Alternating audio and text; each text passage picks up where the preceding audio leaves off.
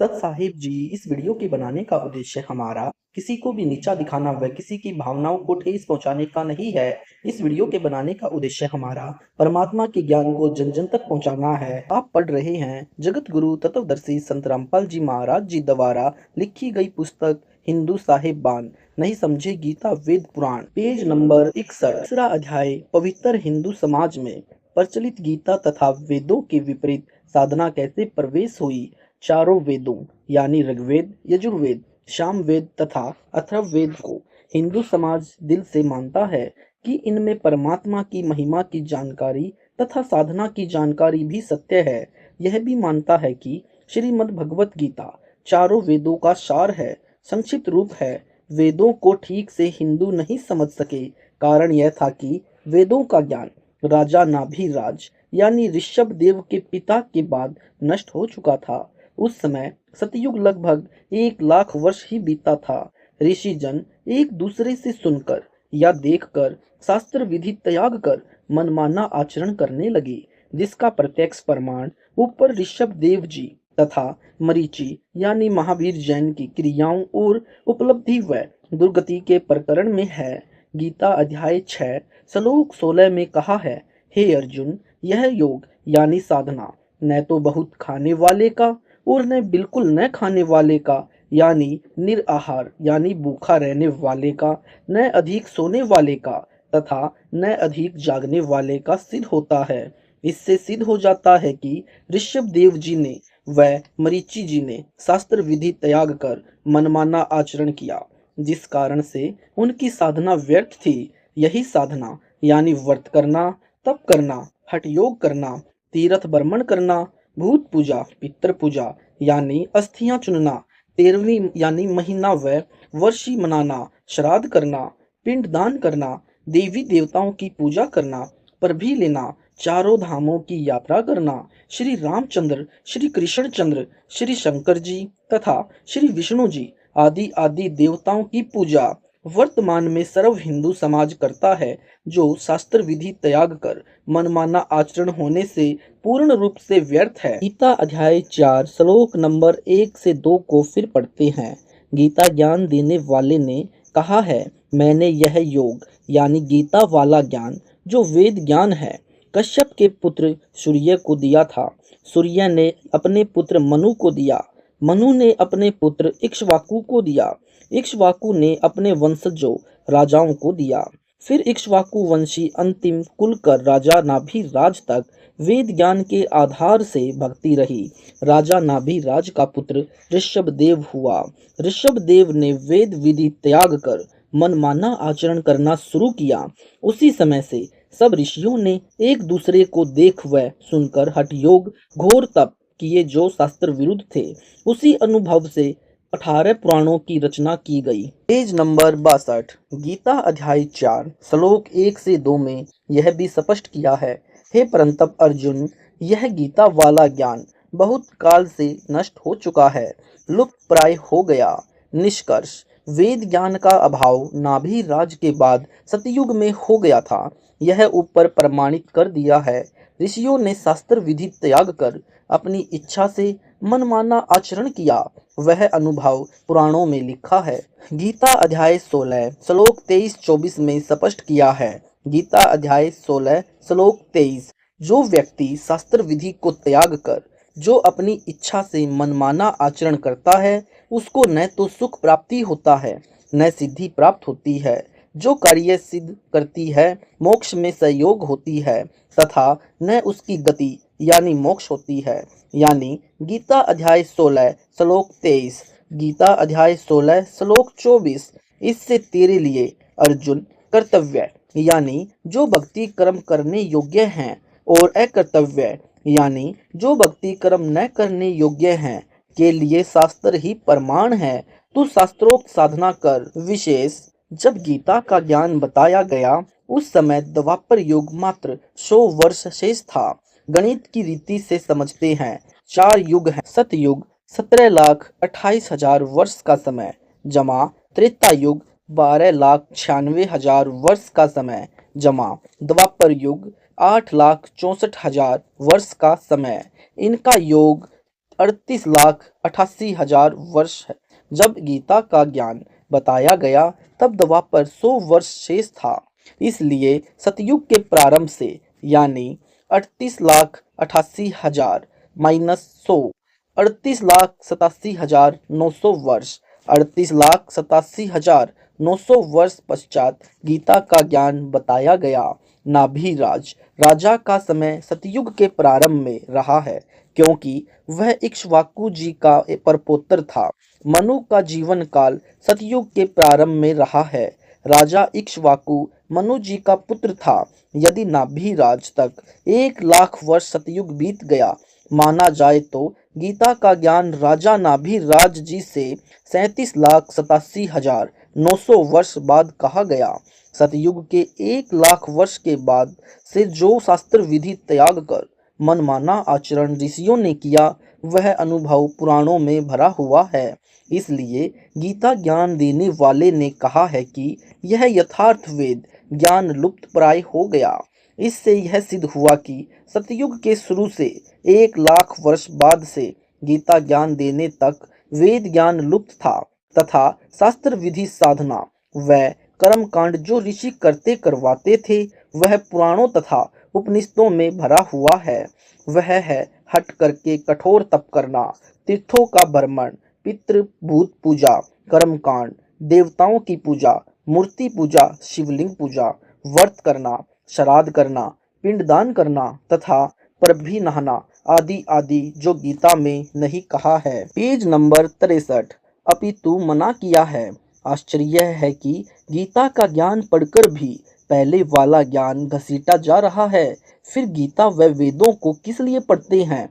पढ़ते श्रीमद् भगवत गीता हैं। भक्ति कर्म गीता यानी वेदों की विपरीत करते हैं। गीता का ज्ञान प्राप्त होने के पश्चात तो पुराणों तथा उपनिषदों में बताई शास्त्र विधि विरुद्ध साधना त्यागनी चाहिए थी, सो नहीं त्यागी है। इससे यह सिद्ध है कि हिंदू समाज हिंदू शास्त्रों में बताई साधना त्याग कर ऋषियों के अनुभव का अनुसरण करते हैं, जो गीता अध्याय 16 श्लोक नंबर 23 में व्यर्थ कहा है। प्रश्न 8 आपने रुचि ऋषि वाले प्रसंग में यह कहा है कि रुचि वेद पढ़ता था। उसके चारों पूर्वज ऋषि थे, वे भी वेद पढ़ते थे। आप यह भी कहते हो कि उनको वेद ज्ञान नहीं था। जो वेद पढ़ते हैं उसे वेद ज्ञान न हो, बात जची नहीं। उत्तर दास ने यह कहा है कि ऋषि जन वेद पढ़ते थे परंतु उन वेदों का ज्ञान नहीं था। वे वेदों को ठीक से समझे नहीं थे। कबीर गुरु बिन वेद पढ़े जो प्राणी, समझे ना सार रहे अज्ञानी। गुरु बिन काहू न पाया ज्ञाना, ज्यों थोता भूस छड़े मूड किसाना। अर्थात जो पूर्ण गुरु के बिना स्वयं वेदों को पढ़ता है वह वेदों का सार ज्ञान नहीं समझ सकता, वह अज्ञानी ही रहता है। उदाहरण जैसे विद्यार्थी पाठ्यक्रम की पुस्तकों को स्वयं पढ़ते रहें तो उन पुस्तकों के गूढ़ शब्दों को ठीक से नहीं समझ सकते। यदि ऋषियों को पूर्ण गुरु मिला होता तो वे शास्त्र विरुद्ध साधना नहीं करते। जैसे उनके द्वारा बताया ज्ञान पुराणों तथा उपनिषदों में लिखा है। गुरु के बिना ग्रंथ यानी वेद पढ़ना तो ऐसा है जैसे कोई किसान थोथे भूस को कूट रहा हो जिसमें कणक यानी गेहूं प्राप्त नहीं होती। वर्तमान तक ऋषि जन शास्त्र विरुद्ध साधना करके अपना जीवन नष्ट कर गए। उनका अनुसरण वर्तमान तक चल रहा है। रुचि ऋषि ने वेद ज्ञान ठीक से समझा नहीं था। यदि समझ लेता तो पितरों की बात को मानकर अपना जीवन नष्ट नहीं करता। उसके पितरों ने भी वेद पढ़े थे, समझे नहीं थे, इसलिए ऋषियों ने भी वेद ज्ञान समझा नहीं था। पूरा हिंदू समाज उसी पुराणों वाले अज्ञान के अनुसार भक्ति करके अनमोल मनुष्य जीवन नष्ट कर रहा है। गीता पढ़कर तो अज्ञान छोड़ देना चाहिए था, वह भी नहीं छोड़ा क्योंकि हिंदुओं को अपने शास्त्रों का ठीक से ज्ञान नहीं है। प्रश्न नंबर 9 आप कैसी बात कर रहे हो? कह रहे हो कि ऋषि जन पंडित जन यानी ब्राह्मण गण वेद पढ़ते थे, समझे नहीं। बिना सिर पैर की बात है। क्या प्रमाण है आपके पास? पेज नंबर 64 प्रमाण हिंदू समाज जो परमात्मा में सच्ची श्रद्धा रखता है वह श्रीमद् भगवत गीता को पूरा सम्मान देता है तथा बहुत सारे हिंदू भक्त या भक्तमती प्रतिदिन गीता का पाठ भी करते हैं। प्रत्येक हिंदू गीता को विशेष सम्मान की दृष्टि से देखता है, समय लगे तो पढ़ता भी है। मूल रूप से गीता व वेद तथा पुराण आदि सब संस्कृत भाषा में लिखे हैं। बहुत सारे हिंदू विद्वानों ने गीता, वेद तथा पुराणों का हिंदी या अन्य भाषा में अनुवाद भी किया हुआ है। जो अनुवाद करता है वह तो उस शास्त्र के एक एक शब्द को ध्यान से पढ़ता है। उनके द्वारा किए अनुवाद को अन्य हिंदू समाज सत्य अनुवाद मानकर पूर्ण विश्वास के साथ पढ़ता है। परंतु इन शास्त्रों में क्या कहा है न अनुवादक विद्वान समझे न अन्य हिंदू समझे, जो प्रतिदिन उस अनुवाद को पढ़ते हैं। प्रमाण के लिए गीता अध्याय 9 श्लोक 25 में लिखा है, पितरों को पूजने वाले पितरों को प्राप्त होते हैं, यानी पितृ योनि प्राप्त करते हैं। भूतों को पूजने वाले भूतों को प्राप्त होते हैं, यानी प्रेत योनि प्राप्त करते हैं। देवताओं को पूजने वाले देवताओं को प्राप्त होते हैं, यानी देवलोक में चले जाते हैं। मेरी पूजा करने वाले मुझे यानी गीता ज्ञान देने वाले को प्राप्त होते हैं, यानी ब्रह्मलोक को प्राप्त होते हैं। पितृ व भूत पूजा मृत्यु के पश्चात मृतक की आत्मा की गति करवाने के नाम पर किया जाने वाला कर्मकांड पितृ व भूत पूजा कहा जाता है। जैसे चिता से अस्थियां उठाकर गंगा आदि दरिया में पंडित के द्वारा पूजा करवाकर जल प्रवाह करना, फिर 13वीं या 17वीं के दिन पूजा पाठ पंडित से करवाते हैं, फिर वर्षी मनाते हैं, यानी जिस दिन मृत्यु हुई थी 1 वर्ष पश्चात उस तिथि को कर्मकांड पूजा करवाना, गरुड़ पुराण का पाठ करवाना, श्राद्ध करवाना, पिंडदान करवाना आदि आदि पितृ व भूत पूजा है, जिनको करना वेद में अविद्या बताया है, यानी मूर्खों की पूजा कहा है। जो पितृ भूत योनि प्राप्त करवाती है, यह गीता भी प्रमाणित करती है कि पितृ पूजने से पितृ बनते हैं, भूत पूजने से भूत बनते हैं। इससे सब सिद्ध है कि हिंदू समाज ने अपने धर्मशास्त्रों को पढ़ा है, समझा नहीं। यदि पुराण ठीक से समझी होती तो इसमें श्राद्ध करने की एक विधि यह भी है, जो विष्णु पुराण में इस प्रकार बताई है, जो वेद ज्ञान है। श्री विष्णु पुराण तृतीय अंश के अध्याय 15 श्लोक 55 से 56 में कहा है कि हे भूपाल, पितृगण का आधार चंद्रमा और चंद्रमा का आधार योग है, इसलिए श्राद्ध में योगी जन को नियुक्त करना अति उत्तम है। Page number 65। हे राजन, यदि श्राद्ध भोजी 1000 ब्राह्मणों के सम्मुख एक योगी भी हो तो वह यजमानों सहित उन सब का उद्धार कर देता है। विचार करने की बात है कि पुराण का यह ज्ञान सत्य है। यह वेद ज्ञान है जो सूक्ष्म वेद से लिया गया है, जिसे स्वयं सच्चिदानंद घन भरम यानी सतपुरुष स्वयं अपने मुख से वाणी बोल कर बताता है। उस तत्व ज्ञान को पढ़ने से बाती बाती के भ्रमित ज्ञान से हटकर मानव की बुद्धि कर्म कांड त्याग कर परमात्मा में निश्चल होकर स्थिर हो जाती है। ऐसा साधक योगी यानी सच्चा शास्त्रोक्त ज्ञान के अनुसार साधना करने वाला साधक कहा जाता है। योगी की पहचान गीता अध्याय 2 श्लोक 53 में कहा है कि हे भारत, माती बाती के वचनों को सुनने से विचलित हुई तेरी बुद्धि जब परमात्मा में निश्चल होकर स्थिर हो जाएगी, तब तू योग को प्राप्त होगा, यानी योगी बनेगा। भावार्थ, तत्व ज्ञान सुनने के पश्चात भक्त या भक्तमती का अन्य लोक वेद से मन हट जाता है। लोक केवल तत्व ज्ञान अनुसार साधना करता है। उस समय भक्त की बुद्धि एक परम अक्षर ब्रह्म यानी पूर्ण ब्रह्म परमात्मा में स्थिर हो जाती है। तब वह योग को प्राप्त होता है, अर्थात वह योगी बनता है, यानी शास्त्र अनुकूल भक्ति करने से वह योगी हो जाता है, सच्ची साधना करने वाला भक्त बन जाता है। मैं यानी रामपाल दास शास्त्रोक्त साधना करता तथा अनुयायियों से करवाता हूँ। हम सब योगी हैं। एक परम अक्षर ब्रह्म यानी सत्पुरुष को इष्ट मानकर शास्त्रोक्त भक्ति निश्चल मन से करते हैं। हम आश्रमों में पाठ का आयोजन करते हैं, सब अनुयायी दान करते हैं, उसका भोजन बनाया जाता है। परम अक्षर ब्रह्म को यज्ञों में प्रतिष्ठित करते हैं, उनको भोग लगाते हैं, उसे सब योगी यानी भक्त तथा भक्तमती खाते हैं। दानकर्ता का तथा सारे परिवार का तथा पितरों का उद्धार हो जाता है तथा मोक्ष भी मिलता है। हम श्राद्ध रूप में भोजन नहीं बनाते, हम प्रसाद रूप में भोजन बनाते हैं। कबीर एक के साधे सब सधे, सब साधे सब जाए, माली सींचे मूल को, फले फूले अघाए। अर्थात जैसे पौधे की जड़ों में सिंचाई की जाए तो पूरा पौधा तृप्त हो जाता है तथा खूब फलता फूलता है। यदि पौधे को उल्टा शाखाओं की ओर से जमीन में दबाकर मूल को ऊपर को कर दे और सब शाखाओं की सिंचाई करे, यानी सब साधे तो सब जाए, यानी पौधा नष्ट हो जाएगा। गीता अध्याय 15 श्लोक 1 से 3 में यह प्रकरण विस्तार से बताया है। पढ़ें इसी पुस्तक के पृष्ठ नंबर 115 पर। Page number 66।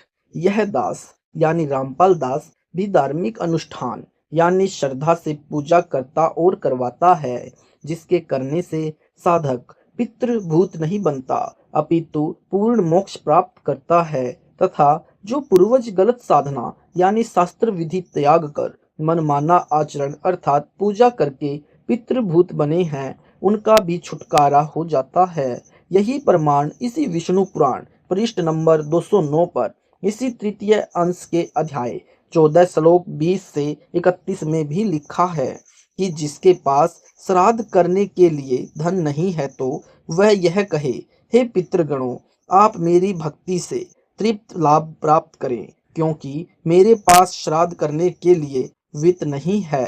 कृपया पाठक जन विचार करें कि जब भक्ति यानी मंत्र जाप की कमाई से पितृ तृप्त हो जाते हैं तो फिर अन्य कर्म कांड की क्या आवश्यकता है।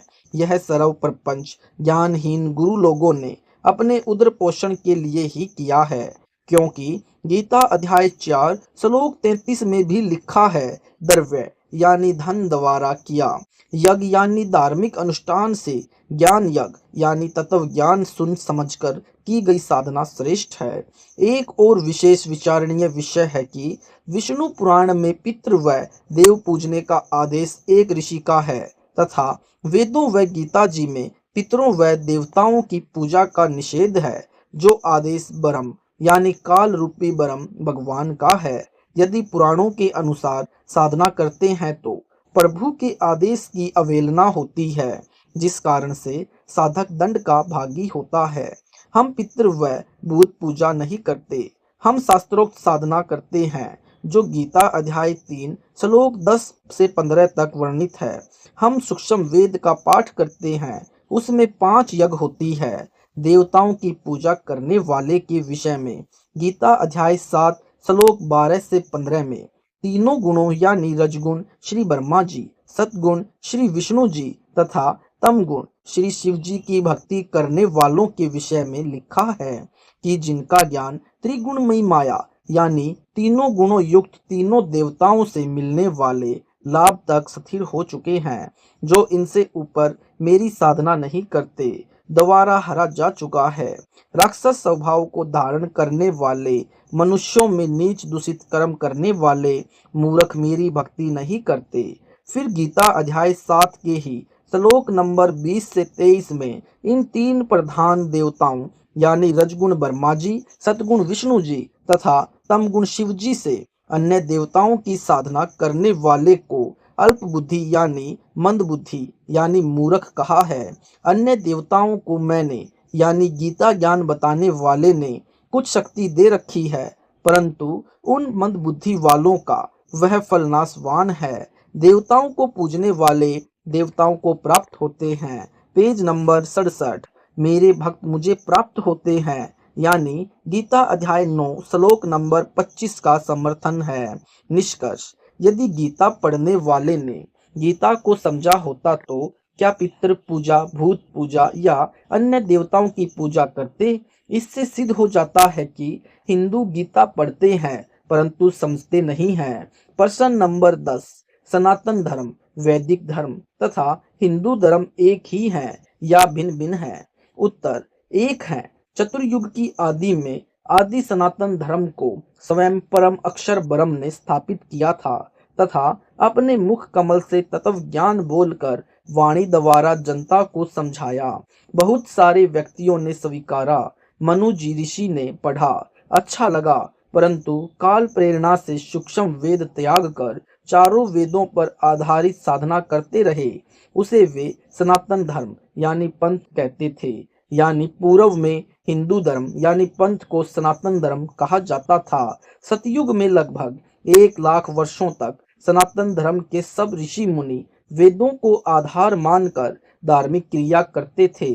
उसके पश्चात साधक यानी ऋषिजन शास्त्र विधि त्याग कर मनमाना आचरण करने लगे। इसी का मरीचि ऋषि ने यानी जो ऋषभ देव का पुत्र तथा भरत का पुत्र था वैदिक धर्म नाम दिया। आदि शंकराचार्य ने इसे हिंदू नाम दिया तथा देवी देवताओं की मूर्ति पूजा कर्म कांड प्रवेश किया। पुराणों को द्वापर युग के अंत में राजा जनमेजय के समय में श्री व्यास जी ने लिखा था, जो ऋषियों द्वारा बताया अनुभव है। यानी श्री देवी महापुराण में राजा जनमेजय का भी वर्णन है, जो पांडव राजा परीक्षित का पुत्र था। परीक्षित राजा की सर्प के डसने से मृत्यु हुई थी। ऋषि सुखदेव जी ने स्वर्ग से आकर 7 दिन राजा परीक्षित को कथा सुनाई थी। उसका नाम श्रीमद् भागवत यानी सुधा सागर है, जिसको भी लिपिबद्ध व्यास ऋषि जी ने किया है। इससे सिद्ध है कि द्वापर युग के अंत में तथा कलयुग की आदि में पुराण, वेद, महाभारत आदि आदि शास्त्र लिपिबद्ध व्यास जी द्वारा किए गए थे। श्री व्यास जी तो केवल लेखक हैं, ज्ञान अन्य ऋषियों का है। कुछ ऋषि व्यास जी का अपना ज्ञान भी है। इससे पहले कोई पुराण पुस्तक रूप में नहीं थी। वेदों को ताड़ वृक्ष के पत्तों पर लिखा गया था, जिनको ऋषियों ने मौखिक याद कर लिया था। ऋषियों ने वेदों को पढ़ा परंतु समझ नहीं सके। उनका अर्थ अपनी बुद्धि अनुसार करके साधना करते थे। अपना अपना अनुभव अपने शिष्यों को सुनाते थे। इन्हीं ऋषियों के अज्ञान की देन है तीर्थों का भ्रमण, धामों पर जाना, पितृ पूजा, भूत पूजा, देवताओं की पूजा यानी अस्थियां उठाकर गंगा में जल प्रवाह करना, तेरहवीं करना, महीना करना, वर्षी करना, श्राद्ध करना, पिंड भरवाना, गरुड़ पुराण का पाठ मृत्यु के पश्चात करना आदि आदि यह शास्त्र विधि त्याग कर मनमाना आचरण शुरू हुआ, जो वर्तमान सन 2013 तक चल रहा है। पेज नंबर 68, जो सतयुग के 1 लाख वर्ष बीत जाने के बाद से प्रारंभ हुआ था। जिस शास्त्र विधि को त्याग कर अपनी इच्छा से मनमाना आचरण करने वाले को कोई लाभ नहीं मिलता, जिसका प्रमाण श्रीमद् भगवत गीता शास्त्र में अध्याय नंबर 16 श्लोक नंबर 23-24 में प्रमाण है, जो पहले कई स्थानों पर लिख दिया है। श्रीमद् भगवत गीता चारों वेदों का सार है, यानी संक्षिप्त रूप है। प्रश्न नंबर 11, सनातन धर्म यानी पंथ को वैदिक धर्म तथा हिंदू धर्म कब से कहा जाने लगा? उत्तर, जैन संस्कृति कोश पुस्तक में कहा है कि जो राजा ऋषभ देव जी का पुत्र भरत का पुत्र यानी ऋषभ देव जी का पुत्र मरीचि हुए हैं, उनको ऋषभ देव जी ने धर्म देशना यानी दीक्षा दी थी। मरीचि ने अपने अनुभव से तथा अपने गुरु जी तथा दादाजी ऋषभ देव से प्राप्त मनमाने आचरण के आधार से अपनी साधना की। उसी मरीचि ऋषि ने वैदिक धर्म की स्थापना की। उसी को ईसा पूर्व 508 वर्ष से हिंदू धर्म कहा जाने लगा। हिंदू समाज अपने धर्म को सनातन धर्म तथा वैदिक धर्म भी कहता है। हिंदू धर्म नाम आदि शंकराचार्य के पश्चात प्रचलित हुआ। श्री आदि शंकराचार्य जी के द्वारा चलाए भक्ति मार्ग को स्वीकार करने वाले हिंदू कहलाए, जो सब सनातन धर्म को मानते थे। वर्तमान में भी हिंदू अपने को कभी कभी सनातनी यानी सनातन धर्म को मानने वाले भी कहते हैं। अपने हिंदू धर्म को सनातन धर्म भी कहते हैं। आदि शंकराचार्य का जन्म हजरत ईसा जी से 508 वर्ष पूर्व हुआ। उस समय कलयुग 3000 यानी 3000 वर्ष बीत चुका था। यानी 2013 से गिनती करें तो आदि शंकराचार्य जी का जन्म 2521 वर्ष पूर्व हुआ तथा सन 2013 तक कलयुग यानी 3000 प्लस 2521 यानी 5521 वर्ष बीत चुका है। श्री आदि शंकराचार्य जी ने भारत देश की चारों दिशाओं में 4 मठों यानी आश्रमों की स्थापना की थी, जिनके नाम है नंबर 1 शारदा मठ, नंबर 2 गोवर्धन मठ, नंबर 3 ज्योतिर्मठ, नंबर 4 श्रृंगेरी मठ। सत साहिब जी, ये वीडियो आपको अच्छा लगा है तो वीडियो को लाइक करें, शेयर करें, कमेंट करें। अगला नेक्स्ट पार्ट सुनने के लिए हमारे चैनल को सब्सक्राइब जरूर करें। सत साहिब जी, मिलते हैं नेक्स्ट पार्ट के साथ।